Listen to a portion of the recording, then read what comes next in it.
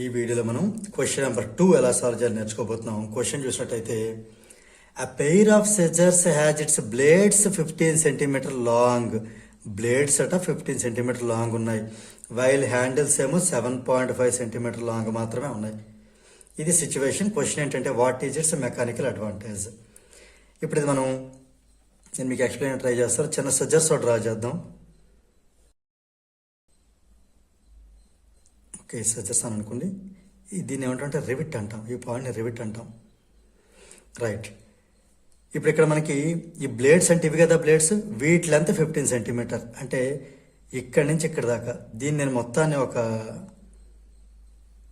ఈ kind of diagram చూపిస్తే ఈ రివిట్ ఏమో ఫల్క్రమ్ అనేది రివిట్ని ఇండికేట్ చేస్తుంది. ఇది ఎఫ్ అందాం. ఇటు మనం ఎఫర్ట్ పెడతాం, మనం ఫింగర్స్ ఇక్కడ పెట్టి ఇటు ఎఫర్ట్ పెడతాం కాబట్టి ఇది ఎఫర్ట్. ఇక్కడ మనం ఈ లోడ్ ఏదైతే మనం కట్ చేయాలో అది ఇక్కడ పెడతాం. సో ఇక్కడ ఎఫర్ట్ అయితే ఇక్కడ లోడ్ అప్లై అవుతుంది కాబట్టి ఇది లోడ్ అందాం. రైట్.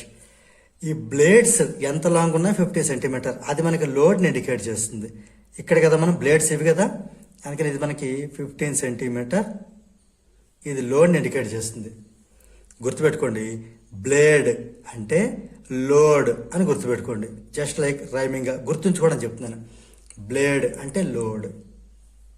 మనం హ్యాండిల్ దగ్గర పెట్టేది ఎఫర్ట్ కదా, ఇది 7.5 సెంటీమీటర్, ఇది 15 సెంటీమీటర్, 7.5 సెంటీమీటర్. ఇప్పుడు క్వశ్చన్ అంటే మనకి మెకానికల్ అడ్వాంటేజ్.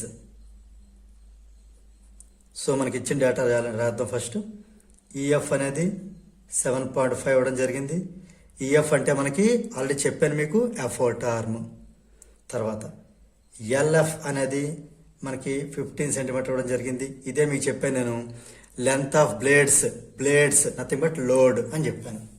ఇది లోడ్ ఆర్మ్ ఇండికేట్ చేస్తుంది. మనకు కావాల్సిన మెకానికల్ అడ్వాంటేజ్ని ఎంఏ అని రాద్దాం. ఇన్ షార్ట్ మీకు ఆడి ఒక ట్రిక్ చెప్పాను కదా, ఎంఏఎల్ఈ. ఎల్ ఎప్పుడు ఇక్కడ డినామినేటర్ రాయండి, మర్చిపోవద్దు. ఇది ఫార్ములా. ఇక్కడ ఈ ఫర్ ఏంటి రాద్దాం, effort arm by L for load arm. అంతే. వీటి వాల్యూస్ మనం సబ్స్టిట్యూట్ చేసి సింప్లిఫై చేసేద్దాం. ఎఫర్ట్ ఆర్మ్ ఎంత, ఇక్కడ మనకి ఎఫర్ట్ 7.5 సెంటీమీటర్ బై ఇది వచ్చి 15 centimetre. Centimetre cancel, into 10 by 10 చేద్దాం. ఇది 75 అవుతుంది, ఇది 15 into 10 అవుతుంది. ఇక్కడ ఉన్న పాయింట్ రిమూవ్ అవుతుంది, ఇక్కడ ఎక్స్ట్రా ఇక్కడ 10తో మల్టిప్లై చేయాల్సి వస్తుంది. ఓకే, ఇది మనం సింప్లిఫై చేస్తే ఇది 15 1 జార్ 15 5 జార్ 5 by 10 అంటే 0.5. ఓకే, సో వాట్ ఈస్ తీసేసి ఇట్స్ మెకానికల్ అడ్వాంటేజ్ ఈజ్ 0.5 అని రాద్దాం. మరి యూనిట్స్ ఏమైనా రాయాలా అంటే ఇది లెంత్కి రేషియో. ఆ సెంటీమీటర్ ఆల్రెడీ కట్ అయిపోయి కాబట్టి దీనికి ఎలాంటి యూనిట్స్ ఉండవు. దీంతో మనకి ఈ క్వశ్చన్ నెంబర్ 2 అనేది కంప్లీట్ అయింది.